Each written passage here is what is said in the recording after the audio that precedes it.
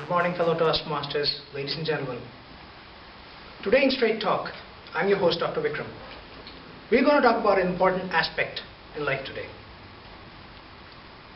Last week, Mumbai, India was attacked by a bunch of terrorists. And the devastation they left in their wake threw up a lot of questions. Mostly security.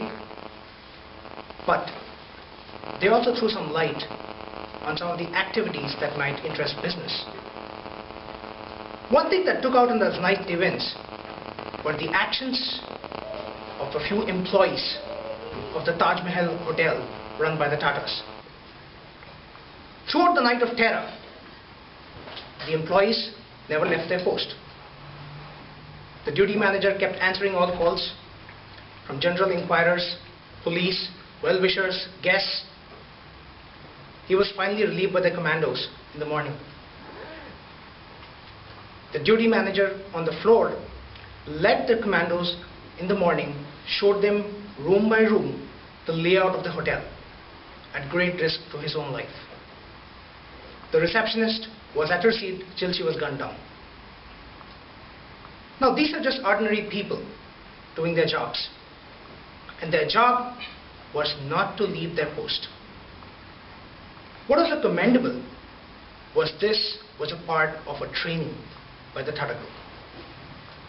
When coaxed into giving names of their British, American tourists and guests, they refused. A cashier had a child inside his cash register. Now the question that rises today is, what is corporate doing towards risk management, risk mitigation, disaster management? And the Tatas clearly seem to have taken the lead on this.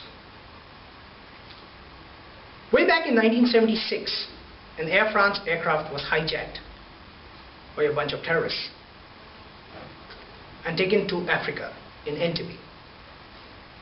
Again, the crew, at great risk to their lives, refused to vacate their position until relieved by the commandos. They treated the guests, because they were trained by Air France to treat the tourists and the guests as guests in their own house. What did this do to the image of Air France? Their profits doubled year on year.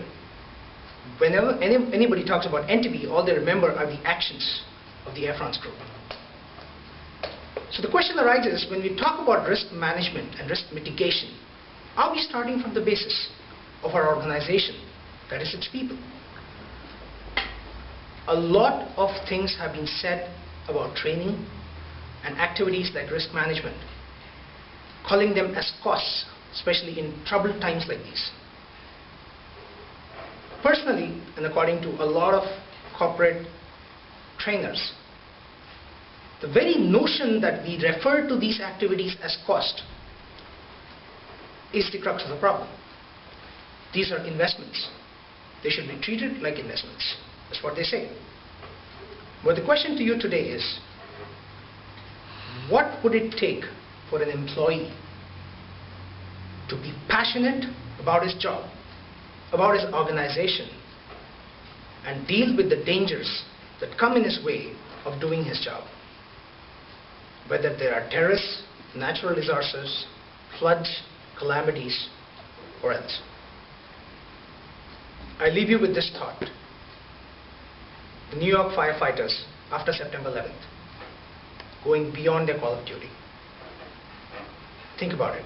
And then maybe we can come to a situation about risk and risk management. Thank you.